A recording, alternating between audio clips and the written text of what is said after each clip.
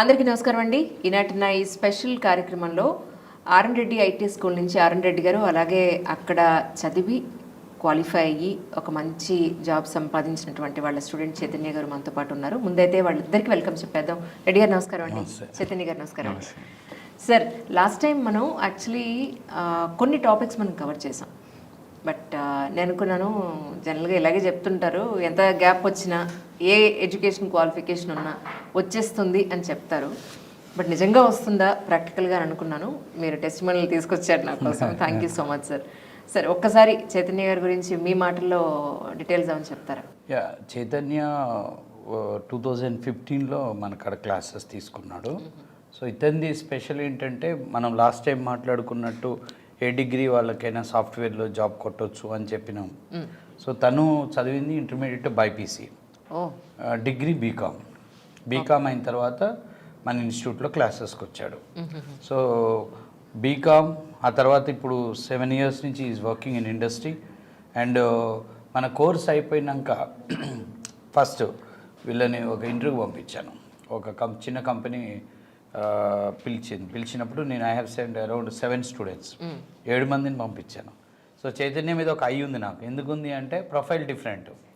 So BiPC చదివి తర్వాత BCom చేసి మళ్ళీ ఇప్పుడు ఐటీ జాబ్కి ట్రైనింగ్ తీసుకున్నాడు. కాబట్టి I'm very much interested about his profile. So ఆ కంపెనీకి పంపించినప్పుడు దట్ హెచ్ఆర్ కాల్ మీ. వీళ్ళ రౌండ్స్ అన్నీ అయిపోయాక కాల్ చేసి 1 ప్రొఫైలే షార్ట్ లిస్ట్ చేశాము, బట్ అని అన్నది, మీతో మాట్లాడాలి అంటే నేను అడిగాను చైతన్యానా అన్నాను. అంటే ఆమె షాక్ అయింది. మేము 1 week ప్రాసెస్ చేసాము.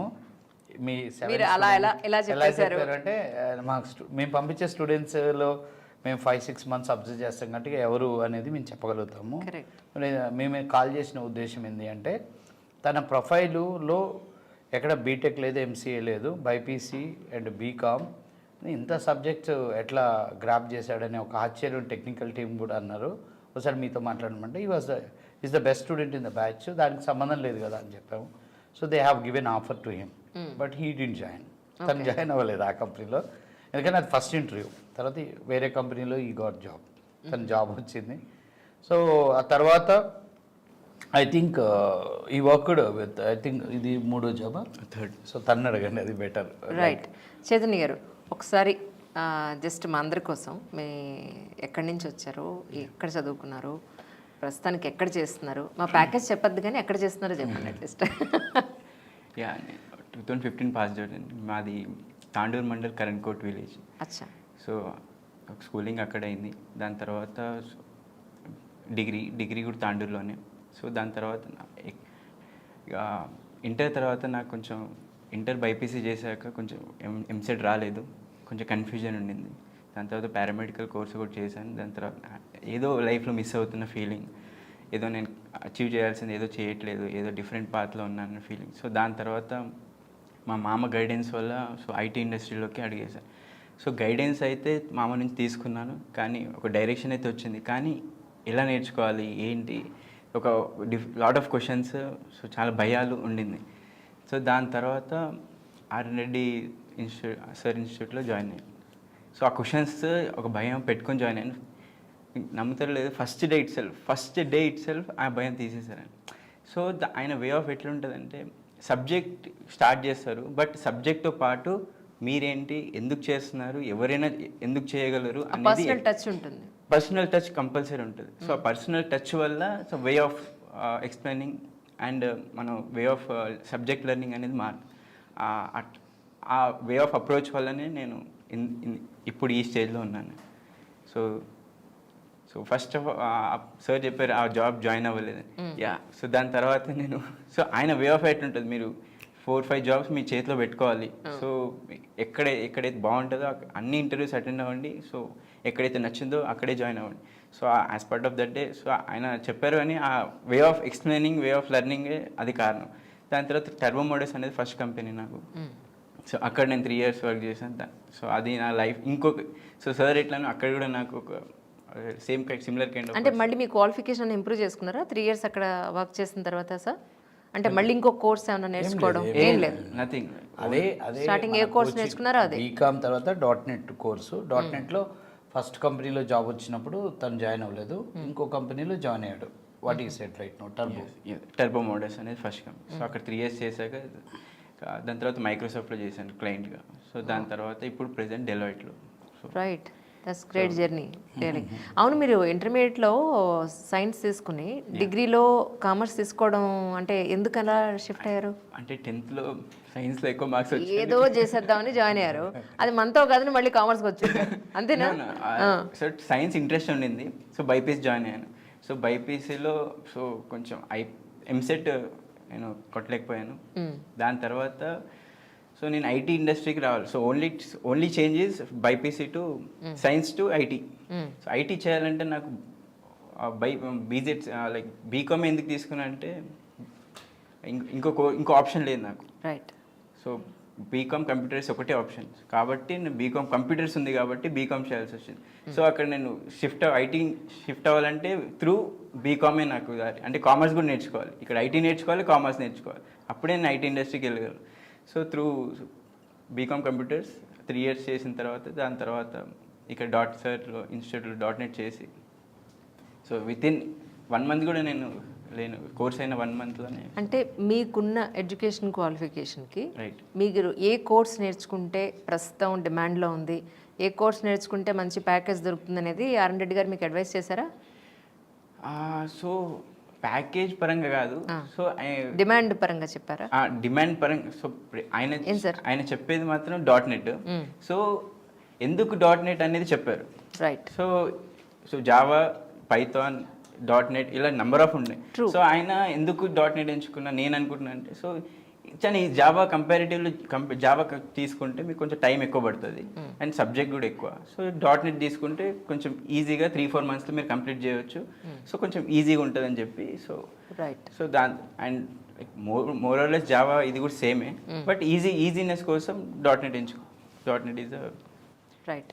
ఇంగ్లీష్ ఏదైనా కమ్యూనికేషన్ ఏదైనా ప్రాబ్లం ఉంటుందండి? అంటే పక్కాగా ఇది ఖచ్చితంగా మనం నేర్చుకోవాలి ఈ మన సాఫ్ట్వేర్ సైడ్ వెళ్తున్నాం కాబట్టి, లేకపోతే జాబ్ గ్యారంటీ కష్టమేమో అనే టెన్షన్ ఏమైనా ఉండిందా? అలా ఏమైనా నేర్చుకోవాల్సిన కంపల్షన్ ఏర్పడిందా? కంపల్షన్ ఏమి ఏర్పడలేదు, ఎందుకంటే once you learn the subject, మీకు సబ్జెక్ట్ వచ్చిన తర్వాత ఆ సబ్జెక్టే మీతో మాట్లాడిస్తుంది. మీకు సపరేట్గా ఇంగ్లీష్ సపరేట్ రావాల్సిన అవసరం లేదు. సో ఆ సబ్జెక్ట్లో ఎక్స్ప్లెయిన్ చేసే ప్రాసెసే మీరు మాట్లాడేస్తారు ఇంగ్లీష్. ఇప్పుడు వీళ్ళు క్లాసెస్ అటెండ్ అయ్యే టైంలో అప్పుడు కరోనా ముందు క్రౌడ్ ఎక్కువ ఉండేది క్లాస్లో. అప్రాక్సిమేట్గా ఒక బ్యాచ్లో 200 to 300 స్టూడెంట్స్ ఉండేవాళ్ళు. ఇప్పుడు 200 స్టూడెంట్స్ ఉన్నారనుకోండి, 200 స్టూడెంట్స్లో కూడా ఒక 150-160 స్టూడెంట్స్ తెలుగు మీడియం బ్యాక్గ్రౌండ్ వాళ్ళే ఉంటారు. ఒక 30-40 స్టూడెంట్స్ ఇంగ్లీష్ మీడియం బ్యాక్గ్రౌండ్ వాళ్ళు ఉంటారు. బట్ అందరూ సెటిల్ అయ్యారు, అందరికి జాబ్స్ వచ్చాయి, మిగిలిపోయింది ఎవరు లేదు. అంటే ఎవరైనా ఇరెగ్యులర్ అయిన వాళ్ళు లేకపోతే నెగ్లెక్ట్ చేసిన వాళ్ళు మిగిలిపోతారు. అది ఎక్కడైనా ఫెయిల్యూర్ కోటా ఉంటుంది. ఒక క్లాస్ రూమ్లో first number 1 student class first వచ్చేవాళ్ళు, స్కూల్ ఫస్ట్ వచ్చేవాళ్ళు, సబ్జెక్ట్ వైజ్ ఫస్ట్ వచ్చేవాళ్ళు ఎలా అయితే సెగ్రిగేట్ అయిపోయి ఫెయిల్ అయ్యే స్టూడెంట్స్ కూడా ఉంటారో ఇది కూడా అంతే కదా. మన ఎఫర్ట్ పెడితే మొదట నుంచి నేను చెప్పే లైన్ ఒకటే ఉండేది జాయిన్ అయ్యే రోజే, don't leave my hand till you get job. Right. It may take 3 months, it may take 4 months, it may take 6 months. It's my responsibility to place you. But your responsibility is not leaving my hand. That's great. అలా ఇప్పుడు తనకి first ఇంటర్వ్యూలో second ఇంటర్వ్యూలో job వచ్చింది. ఇక్కడ difference ఎలా ఉంటుందంటే English medium Telugu medium అన్నప్పుడు మనకు తెలుగు మీడియం వల్ల జాబులో రాదేమో, ఇంటర్వ్యూస్ క్లియర్ చేయలేదని పెద్ద డౌట్ అందరికి. అక్కడ ఇవ్వాల్సింది, అక్కడ ఉన్న ప్రాబ్లం ఏంటంటే ఒక ఇంగ్లీష్ మీడియం స్టూడెంట్, ఒక తెలుగు మీడియం స్టూడెంట్ ఇద్దరు మంచిగా నేర్చుకున్నారు సబ్జెక్టు. నేర్చుకున్నప్పుడు ఇంగ్లీష్ మీడియం వల్ల ఇంగ్లీష్ మీడియం స్టూడెంట్కి మేబీ మొదటి 2-3 ఇంటర్వ్యూలో జాబ్ రావచ్చు, ఇంటర్వ్యూ ఫియర్ ఉండకపోవటం, మాట్లాడటం ఈజీ అవ్వచ్చు. తెలుగు మీడియం స్టూడెంట్కి మేబీ ఒక 5-10 ఇంటర్వ్యూలు పట్టవచ్చు. అంటే నెంబర్ ఆఫ్ ఇంటర్వ్యూస్లోనే తేడా, కానీ జాబ్ రాకపోవటం అనేది నేను చూడలేదు. Right sir. అండ్ సెకండ్ ఏంటంటే మేము ఎక్కువ తీసుకునే జాగ్రత్త ఏంటంటే వీడు 1 నెల రోజులు నేను మాక్ ఇంటర్వ్యూస్ చేపిస్తాను. ట్రైనింగ్ స్టార్ట్ అయిన రోజు నుంచి మాక్ ఇంటర్వ్యూస్ ఉంటాయి వీళ్ళకి. బట్ ఇప్పుడు ఇంటర్వ్యూస్కి వెళ్ళాలి వీళ్ళు, 1 నెలలో వెళ్తారు అనుకుంటున్నప్పుడు నెల రోజులు మేము ఇంటర్వ్యూస్ మేము కండక్ట్ చేస్తాం, మాక్ ఇంటర్వ్యూస్ కండక్ట్ చేస్తాం కాబట్టి ఆటోమేటిక్గా ప్రాబ్లం సాల్వ్ అవుతుంది, అది ఇబ్బంది ఉండదు. రైట్. దానికి తెలుగు మీడియం వాళ్ళు భయపడాల్సిన అవసరం ఏం లేదు. అదే సార్ దాని గురించి. మన కాడ వచ్చే స్టూడెంట్ అయితే 70% తెలుగు మీడియం వాళ్ళే ఉంటారు, రూరల్ బ్యాక్గ్రౌండ్. ఓకే, అందుకే మ్యాంగో పికిల్ బ్యాచ్ అంటాం. అంటే ఐఎమ్ ఆల్సో మ్యాంగో పికిల్, మనదంతా mango pickle batch, you don't worry అంటాను నేను. రైట్. అంతే, ఏం కాదు. దట్స్ రియలీ నైస్ అండి. మీరు ఇప్పటికీ ఆల్మోస్ట్ ఎన్నేళ్ళ నుంచి మీ జాబ్ చేస్తున్నారు? 7 years నుంచి. ఆల్మోస్ట్ అప్పటికి ఇప్పటికి ఒక డబల్ అయి ఉంటుందా మీ జీతం? జస్ట్ ఎస్ఆర్నో చెప్పండి చాలు. ఏంటండి? ఎస్ఆర్నో చెప్పండి చాలు, మీ ప్యాకేజ్ చెప్పద్దు. మీ శాలరీ స్టార్టింగ్ కన్నా ఇప్పటికి 3 అయ్యి ఉంటుంది కదా? ఎక్కడ డబల్ మేడం, సింపుల్ లాజిక్ చెప్తాను, ఇతను వదిలేద్దాం. మళ్ళీ ప్యాకేజెస్ అనేది ఐటీలో చాలా మీరు అన్నట్టు డబల్ అయిందా 7 yearsలో అంటే కాదు, ఇప్పుడు ఎక్కువ అవుతుంది. ఇప్పుడు ఒక అమ్మాయిది 2 years back she placed as a fresher with 2.8 package, 2,80,000 package.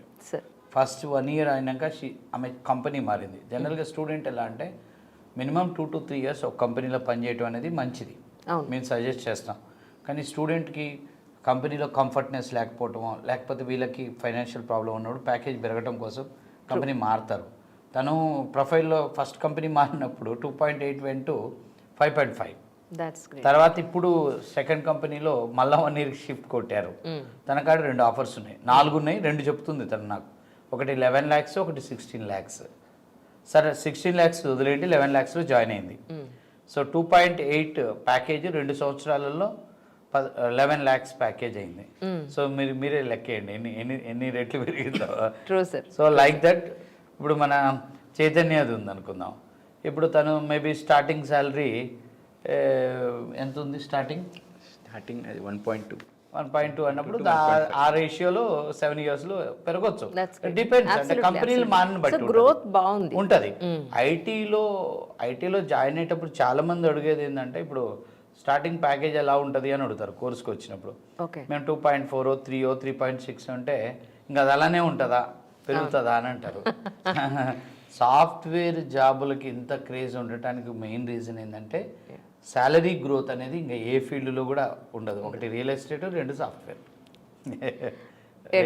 బాగా పెరుగుతుంది. కానీ చాలామంది అనుకుంటారు ఏంటంటే ఇంటర్మీడియట్లో కనుక మనం సైన్స్ తీసుకుని డిగ్రీలో మనం కామర్స్ సైడ్ కానీ ఆర్ట్స్ సైడ్ కానీ వెళ్ళినప్పుడు కమింగ్ ఫ్యూచర్ ఏంటి అనేది ఒక పెద్ద క్వశ్చన్ మార్క్లా ఉంటుంది. అసలు అలాంటి వాళ్ళు ఎవరు కూడా టెన్షన్ పడక్కర్లేదు, హ్యాపీగా ఆయనలాగా సాఫ్ట్వేర్ నేర్చుకుని చాలా మంచిగా సెటిల్ అవ్వచ్చు.